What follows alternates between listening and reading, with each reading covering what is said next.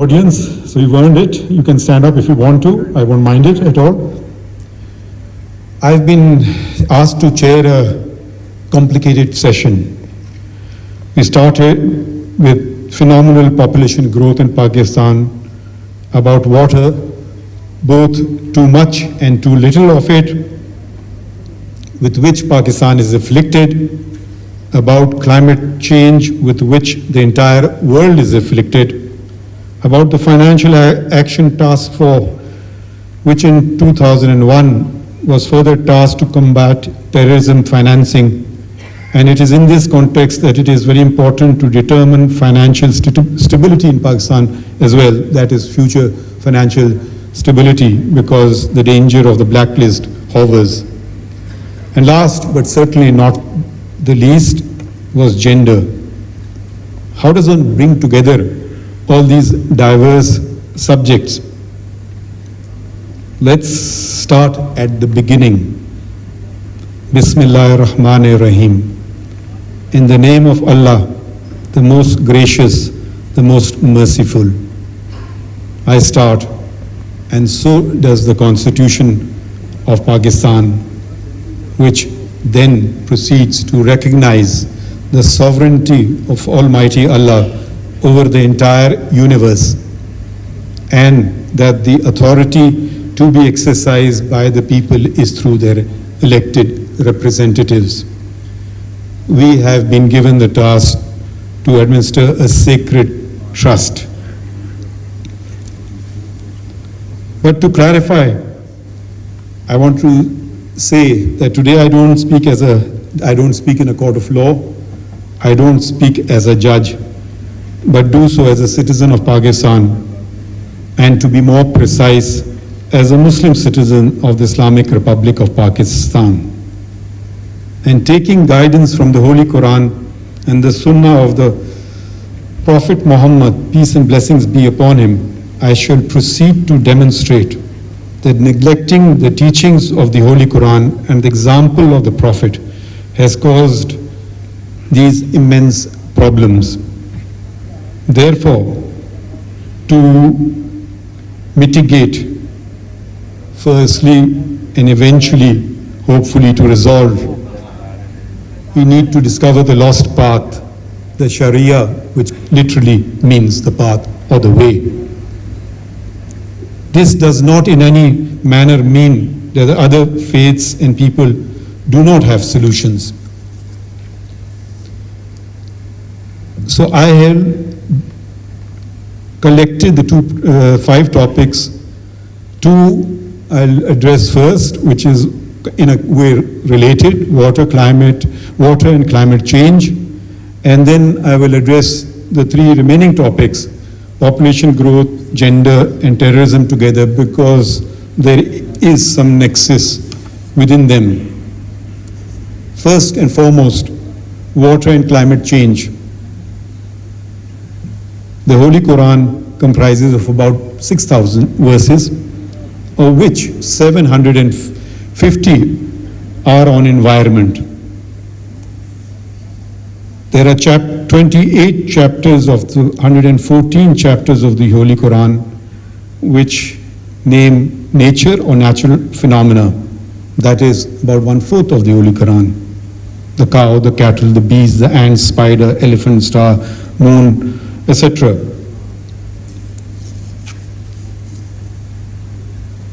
Almighty Allah is Al-Khaliq, the Creator. He is Rabbul Alameen, God of the worlds, plural. He has 99 names or attributes. Amongst them is the artist, Al-Musawwir, the originator, Al-Mubdi, the giver of life, Al-Muhayyi. By the time Hazrat Adam and Bibi Hawa, Adam and Eve, were placed on earth, the temperature gauge was perfectly set, and so it stayed over thousands of years. But then we discovered how to burn fossil fuel and started to do so with abandon, resulting in global warming and its consequence, the dreaded climate change.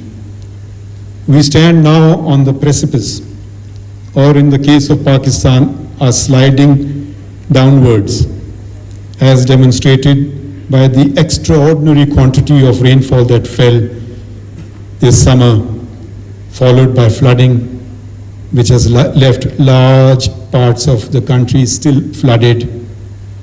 And this is now being followed by the dreaded dengue, malaria, dysentery, gastroenteritis, and innumerable other waterborne diseases.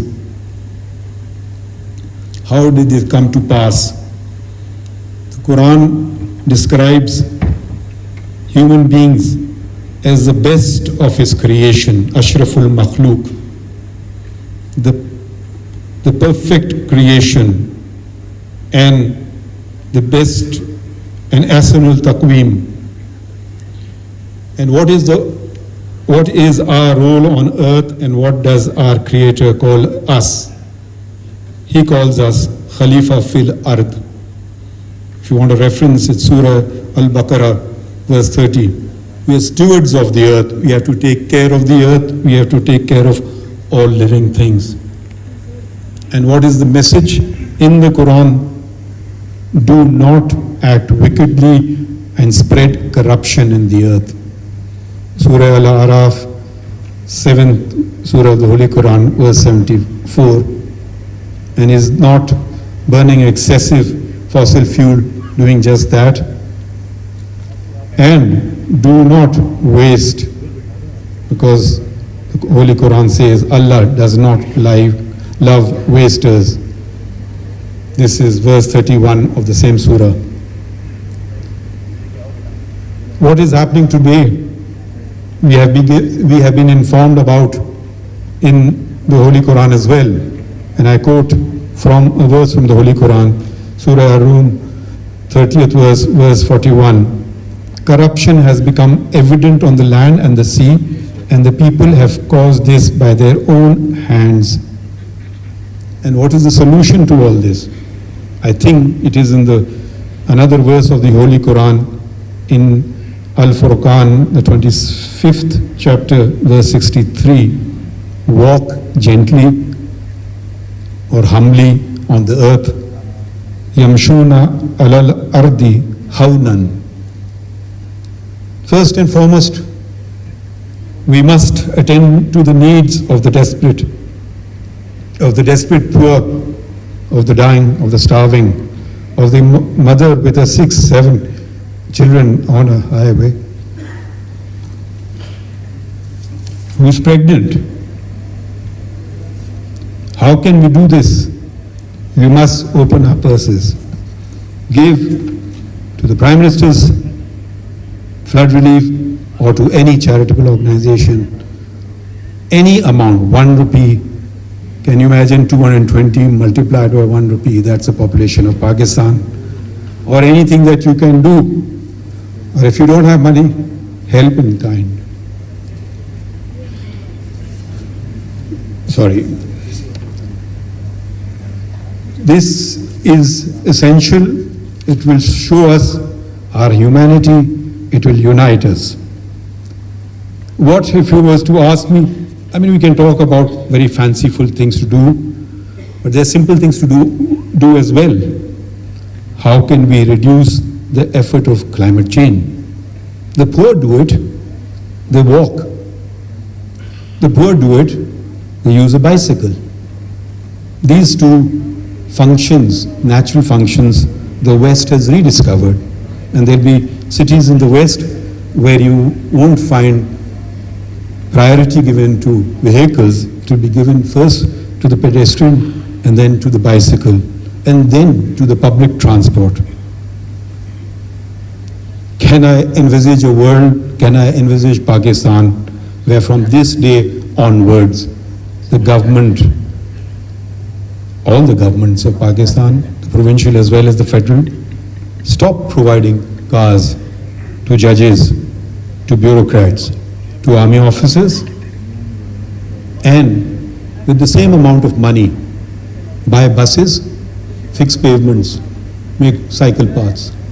You save on your import bill, you save on contributing global warming gases into the atmosphere, and you become healthy as well.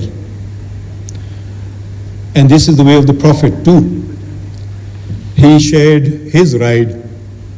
He did not occupy it with his companion, and he asked them to ride it in turn. And what more can we do? We can't solve climate change. We can certainly mitigate against it.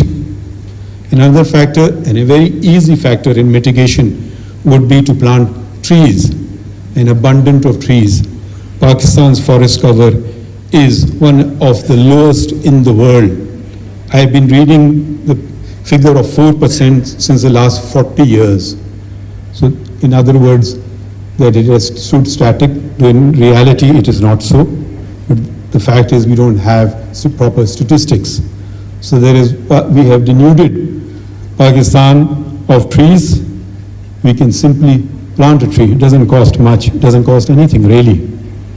Does our religion have something to say about this? Yes, it does. Doomsday arrived. The companion of the Prophet asked him, Ya Rasulullah sallallahu alayhi wasallam, if doomsday comes and I have a seed or a sapling in my hand, what should I do? The answer was, plant it. Akhirat or shajarkari, think about it. Another, either we have too much water or we have too little, as a distinguished speaker had earlier mentioned. What does our faith teach us about it? Do not waste water. The Prophet said. A companion responded, what if I'm using it for ablution, for performing prayer? The response came, and even if you're standing next to a flowing river. The devastation that has taken place is, because one of the reasons is because rivers have been narrowed down, the areas around them where there used to be natural spillage has been taken over, construction right at the mouth, at the edge of the river. This too, Islam prohibits reading prayers where there are water channels. This is a established hadith. So there are many ways to start mitigating. We don't have to be taught by the West. We don't have to be taught by the United Nations. We have to relearn what we have forgotten.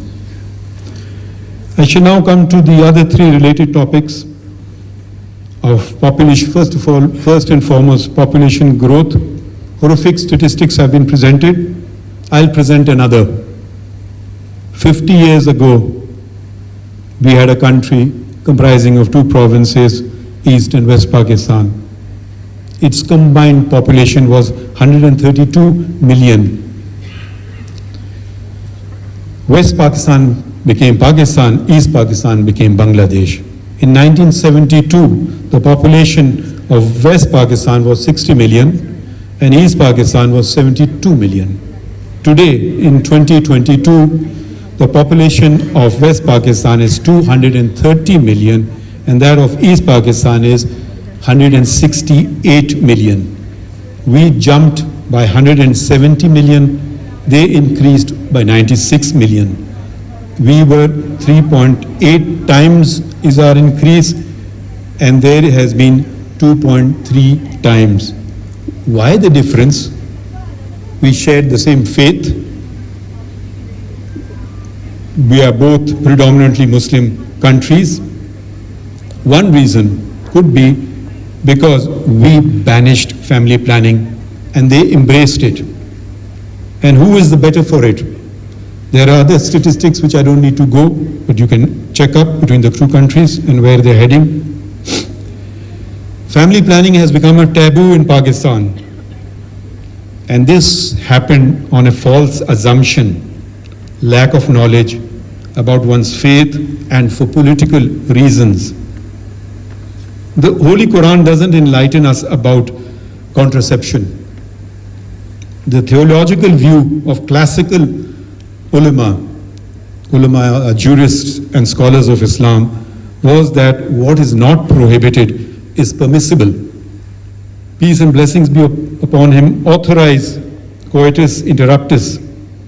The ulama were united in their view that there was no moral significance in destroying the male or female seed.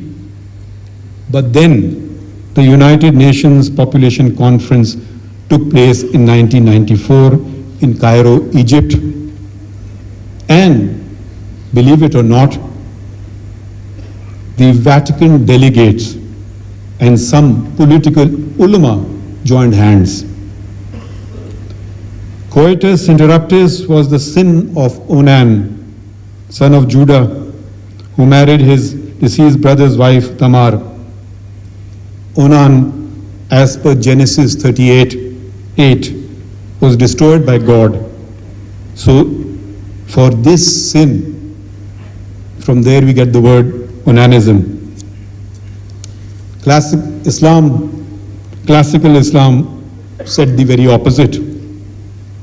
They were all unanimous in their view on this.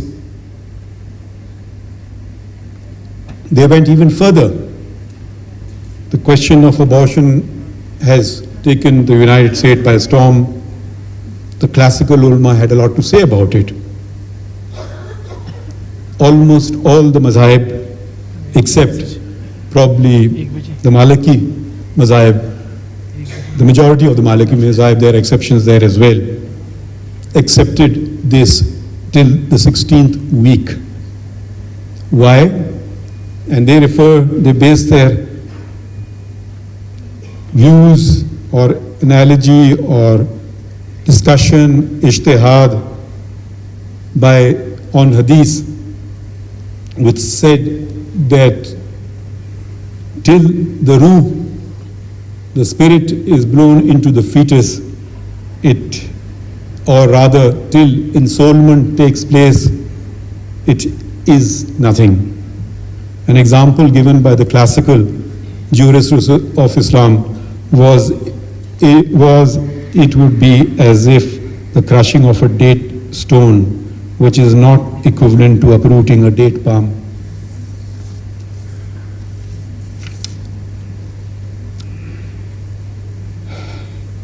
Amongst the fundamental work that the superior courts, by which one means the High Court and the Supreme Court, does, is the enforcement of fundamental rights. Fundamental rights, the most significant of which is the right to life, Article 9, compulsory education for everyone, boys and girls, Article 25A. Both came under attack in Pakistan.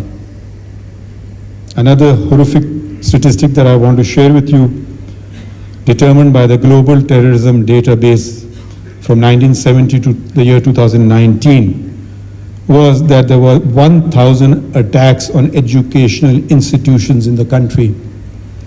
The Supreme Court, a judgment I authored, delivered a judgment on the Sangota public school case. This was the only girls' school in Swat attended by 1,000 girl students, which was bombed and closed for 5 years. This is Civil Appeal 71P of 2014. You can check it up on the Supreme Court website. We are then faced with, we are negotiating with terrorists. Who does it? And what is offered? What do they do? What do you say? Please bomb 5 schools and not 6. Please take some money. Please give you some weapons. What is on the negotiating table? Where do these negotiations take place? Who authorizes them? The only negotiation which a true Muslim can have with a terrorist in the garb of Islam would be to present him with the Quran and Sunnah.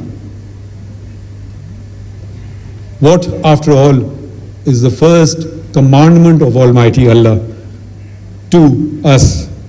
It is Iqra, read. And this is the command form of the word. Those of you who know Arabic Iqra is a command form. It's like stop when on the road sign says stop, that sort of thing. So it is the first word. What does this 96th surah, which is actually the first surah, goes on to say? It talks about the kalam and ilm. And if we want to move to the example of the greatest human being, what did he do when he took prisoners at the Battle of Badr? He asked them, because Muslim community was mostly illiterate, teach 10 of them to read and write, secure your freedom. Then we have another horrific thing happening in Pakistan, which is called, I don't know why it's called honor killings, which is an abomination. There is a law in Pakistan which I categorize as a dead letter law because it is not implemented ever. And this is one of the few laws which derives directly from the Holy Quran, the text of the Holy Quran, and that is the offense of qazf. And I will now cite the Quranic verse. And those who launch a charge against chaste woman and produce not 4 witnesses, flog them with 80 stripes, and reject forever their evidence. For such men are wicked transgressors. This, to allege, impute a character of a woman, requires a far greater standard of proof than is required for murder or a financial transaction. Here you require 4 adult witnesses. So can you imagine? There is no comparable crime in the world. Qazf is not an offense in what we generally categorize as the developed world or the Western world. And this is done over 1400 years ago. Qazf, the concept, is completely alien in the West. It's not civil, it's criminal. How many prosecutions of qazf take place? I'm not aware of any. Then our faith, we are taught to respect women. It's not to be good mannered, it is to abide by your faith. Islam is probably, I'm not a scholar of religions, but what a limited I know is the only faith where a woman, the footsteps threaded by a woman are followed by every Muslim at least once in his lifetime, if he or she can afford to go to Hajj. And that is Sa'i. The footsteps, or where the distressed mother of Hazrat Ismail alayhi salam, Bibi Hajar, walked and ran. And this we emulate her steps. She is not an isolatory example. There is the great lady Khadija bin Khuwailid, referred to as Ummul Mu'mineen, the mother of all Muslims, independent, a successful businesswoman, employed the Prophet and proposed to him. Can you imagine this happening today? And she was 15 years his senior. Think about it and reflect. She then, after her death, the Prophet married Hazrat Aisha bint Abu Bakr. Was she a lady who stayed at home? No. About 3,000 hadiths. She is the narrator of them. She taught in the mosque. She participated in battle. This is what our faith tells us about the great ladies. This doesn't stop there. Some scholars would come and quibble and say these are the wives of the Prophet and different stress. No. Then Hazrat Umar, may the Almighty be pleased with him, appointed Shifa bint Abdullah as a market inspector in Medina. And I would probably end on the Islamic aspect by quoting Maulana Jalaluddin Rumi. ignorant men dominate women. Non-discrimination is embedded in Islam, and who is the greatest, who is most honored by the faith? And I quote the Quranic verse from Al-Hujurat 49 chapter verse 13. Quote, the most honored of you in the sight of Allah is the one who is the most righteous. Not man nor woman, no gender specificity there. And how did this country come into existence? It came into existence with Bi Amma, the mother of Maulana Shaukat Ali and Maulana Muhammad Ali, an equal companion on the select 21 member, or varied from 19 to 21 member of the Central Working Committee of the All India Muslim League. She was your freedom fighter for you. There was Jahan, not the only exception, Jahara Shahnawaz, who participated in the round table conference in London long before Pakistan. There were other distinguished ladies as well, Fatima, Shamshun Nisar, Mahmood, Shaista Ikramullah, members of the All India Muslim League Council. Then we had the Women's National Guard. This is what the founder of the nation left us, which we have systematically taken apart. And then his sister, after his death, showed us the way to democracy. So, with these words, ladies and gentlemen, I would like to thank you all, and I would most of all like to thank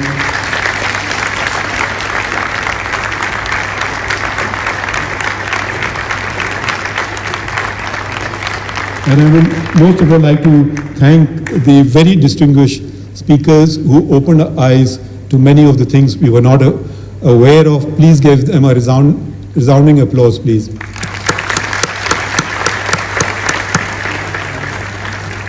Now I get to my other duty.